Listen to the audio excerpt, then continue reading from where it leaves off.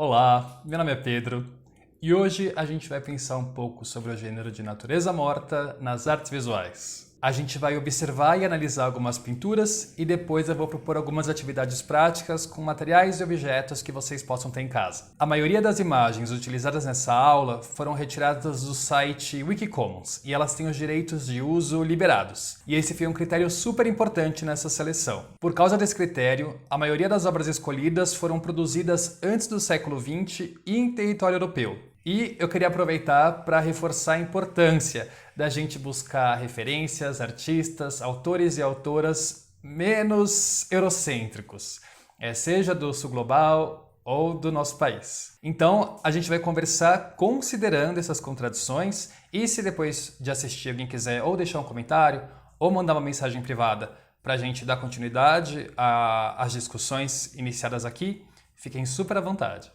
Vamos lá? Muitas vezes, por a gente reconhecer com muita facilidade e rapidez os objetos que a gente vê representado nas pinturas de natureza morta, às vezes a gente pode não dar a devida atenção a elas. E eu acho que a graça da gente olhar essas imagens com atenção, assim como em qualquer outra imagem, é que a gente pode descobrir mais sobre os objetos que estão representados, sobre o artista que produziu essa obra, sobre a cultura em que ela está inserida, sobre de que maneira ela foi feita, com quais técnicas ela foi pintada e também talvez a gente possa descobrir alguma coisa sobre nós mesmos, que é quem vai estar interpretando essas imagens, num período e num lugar bastante diferente do contexto original em que elas foram feitas. De acordo com o verbete que eu encontrei no site do Tate, que é o Museu do Reino Unido, a natureza morta inclui todos os tipos de objetos produzidos por humanos e de origem natural. A natureza morta pode ser uma celebração dos prazeres materiais, como a comida ou vinho, ou como um aviso da efemeridade desses prazeres. Existe um tipo específico de natureza morta que é chamada de vanitas, que a gente pode traduzir mais ou menos como vaidade. E essa pintura se volta para a representação de objetos que remetem à fragilidade da vida humana. E elas lembram o observador que ele vai morrer. E para isso é usado imagens de crânios, de velas apagadas, de ampulhetas, e eu acho que é fácil a gente associar certas imagens ao termo natureza morta. Mas se a gente for pensar o mesmo termo em línguas saxônicas, a gente pode traduzir também mais ou menos como vida imóvel, que dá uma ideia de vida em suspensão, e não uma ideia de morte. E eu acho que a gente considera isso abrir outros caminhos para a gente analisar essas imagens, dar outros espaços para interpretação. Embaixo desse guarda-chuva bem generoso de obras que a gente pode interpretar como natureza morta, podem ser incluídos imagens que foram encontradas nas ruínas de Pompeia, soterradas pelo Vesúvio há 2.000 anos atrás. A gente pode incluir as imagens produzidas depois do século XVII, que é quando a natureza morta se torna um gênero independente. A gente também pode incluir as experimentações dos artistas modernistas e também as obras que estão sendo produzidas hoje em dia. Nas academias de belas artes, a natureza morta ocupava o último lugar na hierarquia do gênero de pintura. Antes dela, tinha as pinturas históricas, as cenas de gênero, que eram cenas cotidianas, os retratos e, por último, as paisagens. Havia uma valorização das grandes narrativas, dos feitos heróicos e da presença e da intervenção humana. No livro Um Teto Todo Seu, de 1929, da Virginia Woolf, ela descreve uma hierarquia muito semelhante, mas na área da literatura. É curioso o fato de que os romancistas têm um jeito de fazer-nos crer que os almoços são invariavelmente memoráveis por algo muito espirituoso que se disse ou muito sábio que se fez. Raramente, porém, desperdiçam uma palavra sequer sobre o que se comeu. Com essa provocação, a gente pode imaginar um cenário de celebração à genialidade, excepcionalidade e de pouco interesse para as questões mundanas e dos sentidos. E acho que isso também pode indicar alguns caminhos para a gente entender as questões de classe e gênero da época. Eu acho que hoje é um pouquinho mais complexo falar sobre isso, porque através das redes sociais e de programas de televisão, a gente se acostumou a se relacionar de outro jeito com produção e consumo de imagens de comidas. Seja fotografando e compartilhando o que a gente está comendo nas nossas redes sociais ou assistindo as pessoas produzindo pratos muito elaborados em programas de competição culinária. Eu acho muito interessante a gente pensar como essa nossa relação afeta o jeito que a gente interpreta as imagens de natureza morta, mas não vai ser sobre isso que a gente vai conversar hoje. Isso vai ter que ser o tema de outra aula. Nesse vídeo, eu vou fazer então um convite para a gente observar algumas pinturas produzidas entre o século XVI e o XIX, mais ou menos, e ver o que a gente consegue descobrir junto sobre elas. A primeira foi feita pelo Ambrosius Bosschaert. Essa pintura foi feita em 1618 e o título é Vaso de Flores na Janela. A princípio, a gente pode notar com rapidez os elementos que foram descritos no título. Tem o vaso contendo essas diversas espécies de flores e ele está posicionada em uma janela que nos projeta para um ambiente externo. Nosso primeiro desafio é desnaturalizar imagens de natureza. Apesar dessas flores serem todas representadas no mesmo buquê, era comum nas pinturas desse período que flores de diferentes estações e em diferentes estágios de desenvolvimento fossem artificialmente reunidas na mesma imagem. Eu acho interessante pausar um pouco o vídeo e tentar identificar se a mesma flor se repete mais de uma vez, e se sim, tentar identificar se a posição é a mesma ou se a gente consegue ver um outro ângulo da mesma flor.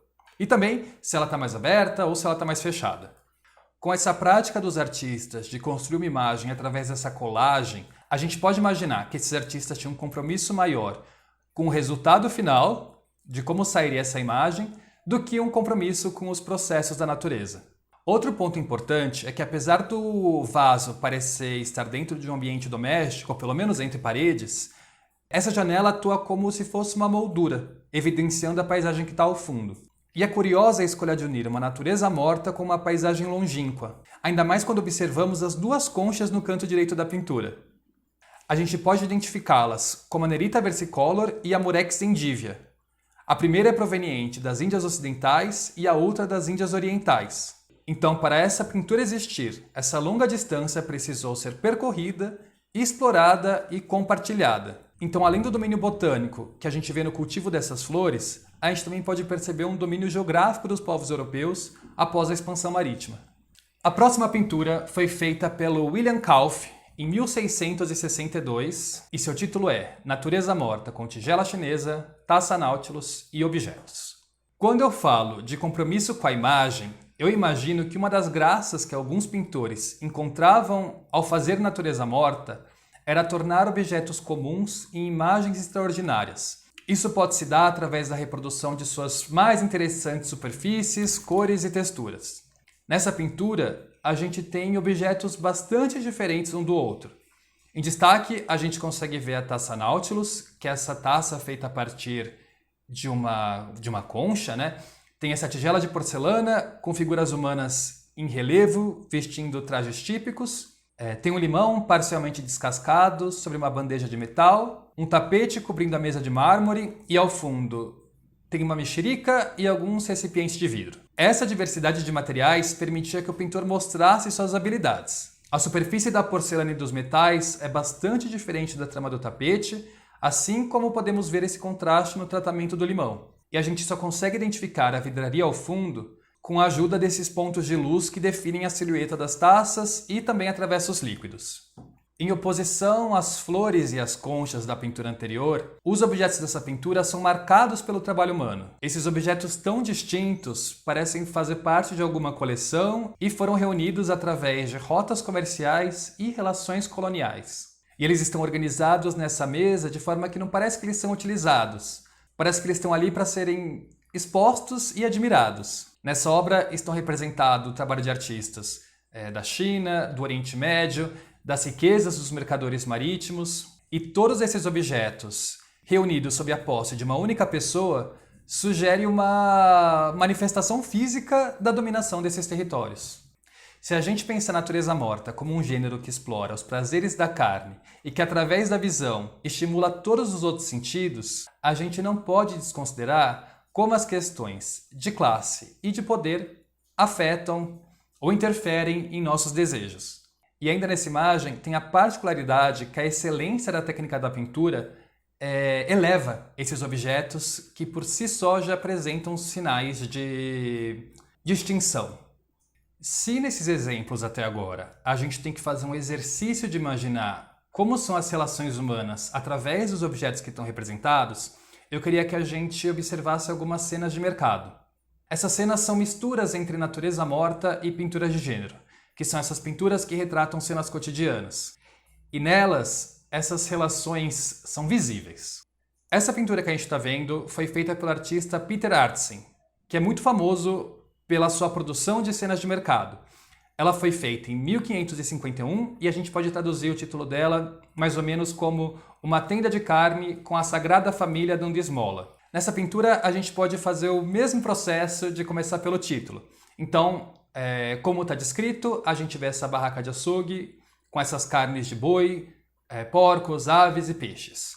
Não sei o que vocês acham dessa imagem, né? Mas a gente pode pensar que é uma imagem forte, né? Tem essa cabeça ocupando uma posição quase central em que o boi parece estar retornando o olhar de quem está observando essa obra, né? Parece que ele está olhando diretamente para a gente. Existem alguns elementos em comum com as outras pinturas do mesmo período nos Países Baixos, com esse tratamento das superfícies que eu comentei. Então, além das diferentes carnes, a gente também reconhece uma jarra de metal reflexivo, tem pastas cremosas e opacas, mas a maior diferença que a gente consegue ver nessa pintura, além das texturas, são as cenas envolvendo pessoas que estão emolduradas pela estrutura da barraca. À direita, a gente vê o que parece ser um grupo conversando em uma taverna. E em destaque, tem um homem tirando água do poço e transferindo essa água para uma garrafa. Não sei se é uma garrafa de água ou se é uma garrafa de vinho.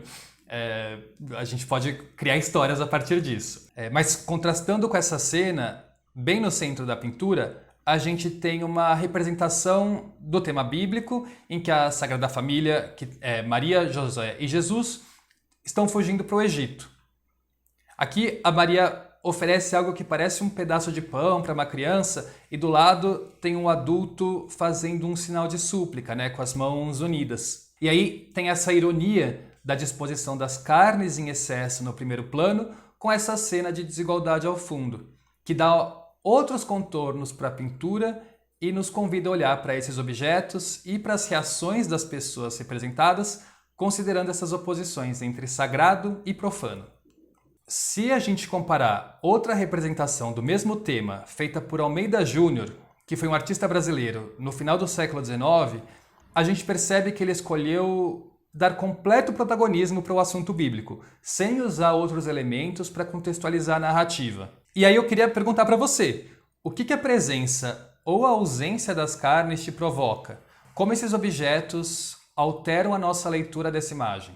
Aproveitando o salto geográfico e temporal, eu queria aproveitar para a gente observar outra pintura do século XIX também, de uma artista brasileira, chamada Francisca Manuela Valadão. Essa pintura se chama Cena de Mercado e é desvinculada de temas religiosos, mas a artista ela também usa essa cena de comércio de alimentos para retratar um fragmento da sociedade da época. A gente pode supor que essa cena se passa no Brasil pelos elementos presentes na pintura, como a cana-de-açúcar, o cacau, o abacaxi, também tem os animais, né, o macaco prego e o papagaio. A pesquisadora Mariana Leme publicou um artigo na revista Select em que ela interpreta essa obra através das relações de trabalho explicitadas. No fundo da pintura à direita, a gente consegue ver uma mulher negra gesticulando com uma fruta em mãos, e ao seu lado tem uma mulher branca que parece escolher algum produto. E no canto esquerdo, comparando com a cena de mercado anterior, em que a gente citou o gesto de súplica em direção à Sagrada Família, aqui a gente tem uma mulher negra cruzando os braços com esse olhar altivo.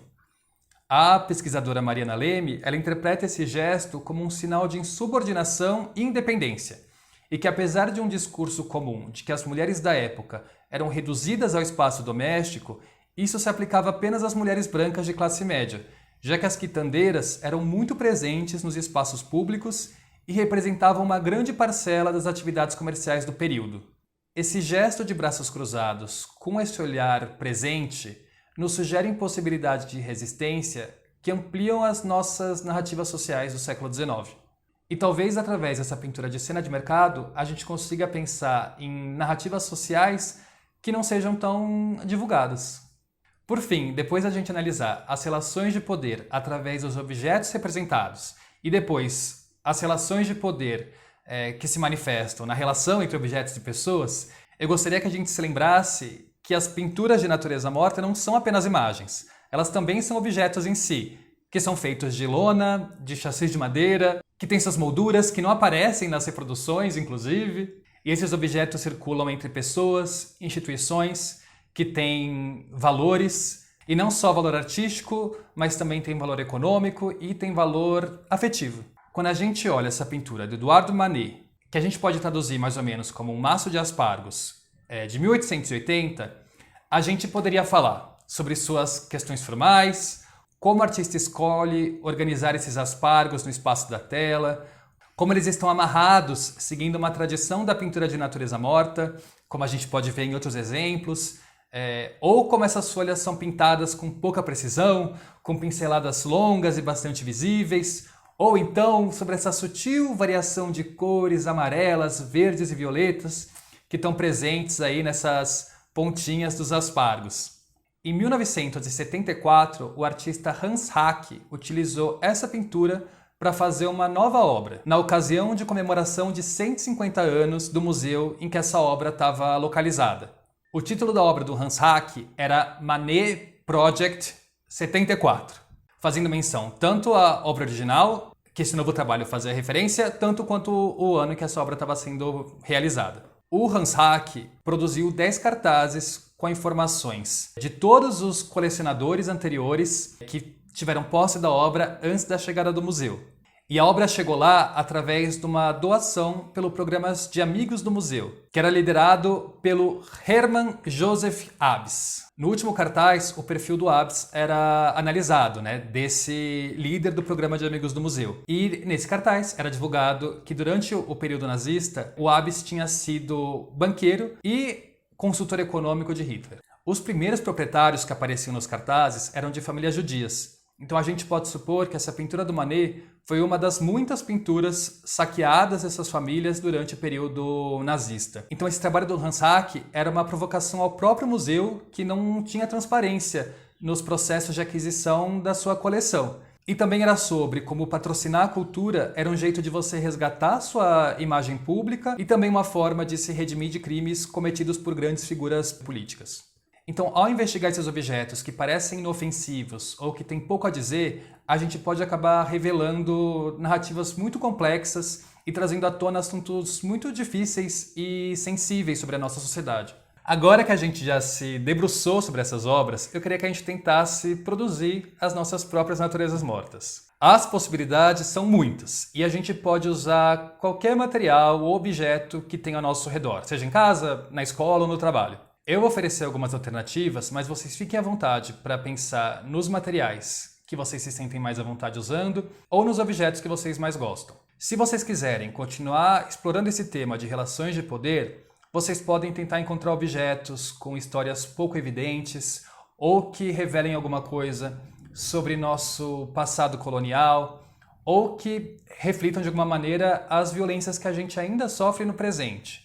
Mas, caso vocês queiram fazer experiências descompromissadas, eu vou escolher alguns objetos que eu tenho aqui em casa e eu vou tentar ver como eles reagem uns aos outros. E aí vocês podem fazer a mesma coisa.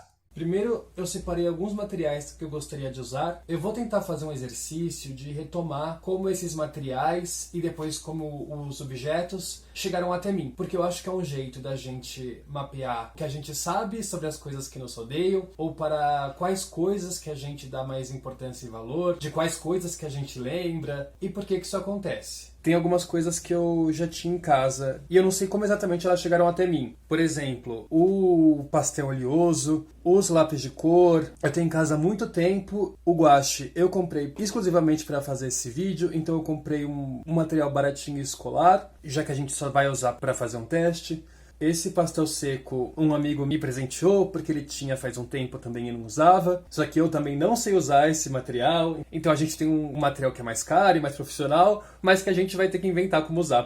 E como eu não tenho tábua de corte, eu vou usar essa tábua de cortar legumes que eu ganhei de um casal de amigos. Eles resgataram essa tábua de uma coleta seletiva e eu gosto de usar ela pra fazer corte com estilete. Ela aguenta super bem. Eu acho que é importante a gente considerar também o porquê que a gente está comprando certos materiais, quanto a gente está disposto a investir. Se você quiser comprar materiais mais profissionais, Eu dou todo o meu apoio, mas eu também acredito que a gente pode fazer as coisas do jeito que dá, com as coisas que a gente já tem. Se você não se sentir à vontade desenhando, uma alternativa é pensar em manipular imagens que já existem. Eu já fiz algumas colagens a partir de panfletos de ofertas de supermercado.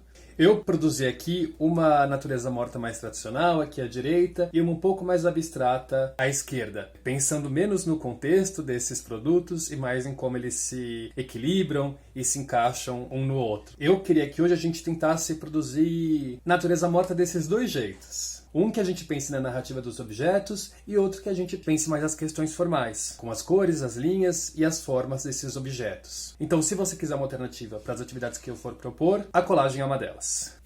Para começar, eu queria propor um aquecimento com carvão, para a gente não se preocupar muito com o resultado e fazer um desenho rápido. Se você não tiver carvão, você pode usar grafite mesmo. E se você não tem intimidade com o material, pegue uma folha de rascunho e brinque um pouco com ele antes. Segure o carvão de jeitos diferentes, aplique forças diferentes. Por o carvão ser um material frágil, ou a gente usa ele mais para rascunho, né, ou para desenhos que a gente não tem muito interesse em manter, ou a gente tem que passar um fixador depois de terminar o desenho. Se a gente passar o dedo, ó, a gente vai sujar a mão e a gente vai poder criar essas texturas e tonalidades diferentes no desenho. Tem uma pintura que eu gosto muito, de um artista chamado Zurbarán, em que ele representa 4 recipientes parecidos, mas com formas e acabamentos muito diferentes. Pensando nisso, eu separei alguns copos de vidro, com formatos bem diferentes um do outro, para a gente pensar essas silhuetas cristalinas através da linha e do volume. Eu visitei casa de pessoas da minha família para tentar fazer um garimpo de objetos que eu achava que poderiam ser interessantes.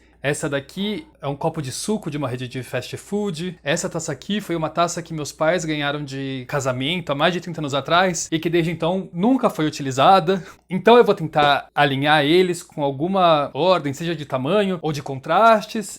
Então eu vou começar fazendo um rascunhinho.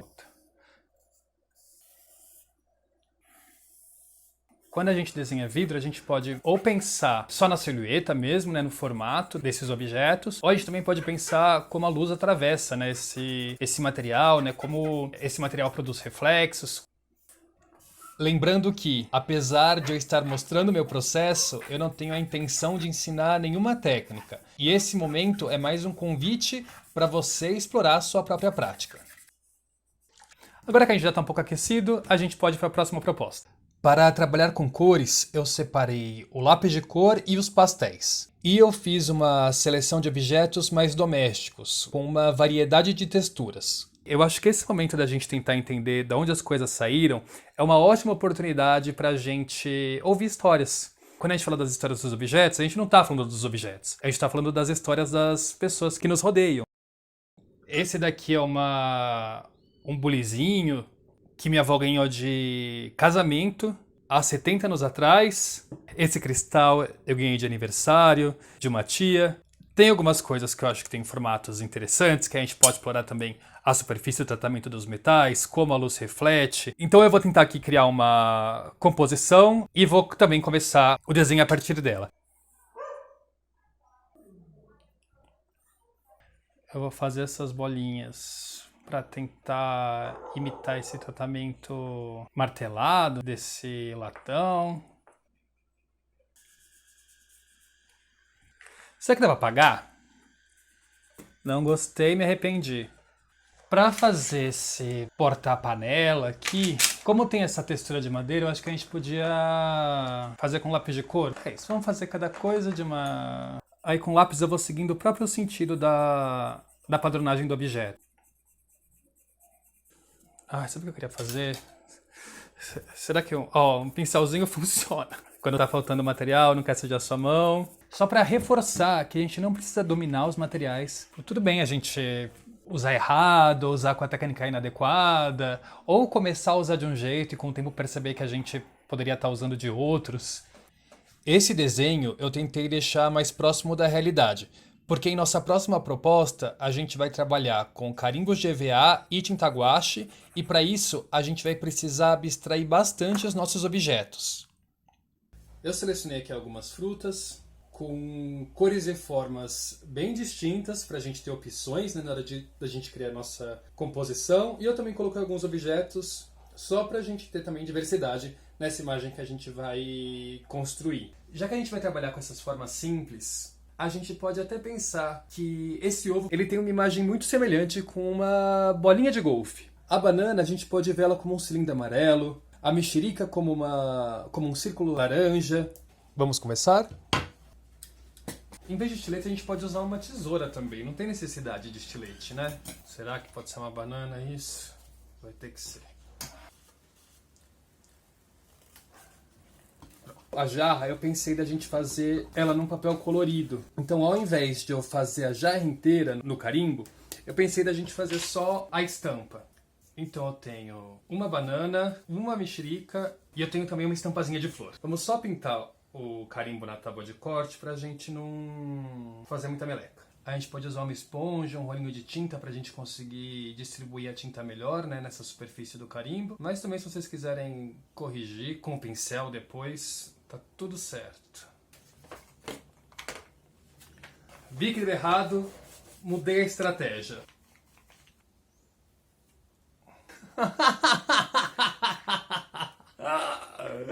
Vamos colocar mais tinta dessa vez? Será que é esse o problema? Ah, ficou melhor agora. As laranjas. Vamos fazer coladinho, que eu tô com medo de não ter espaço. Agora vamos fazer a nossa jarra. Como é uma estampa, a estampa é apenas uma decoração, eu acho que tudo bem ele ficar mais falhado.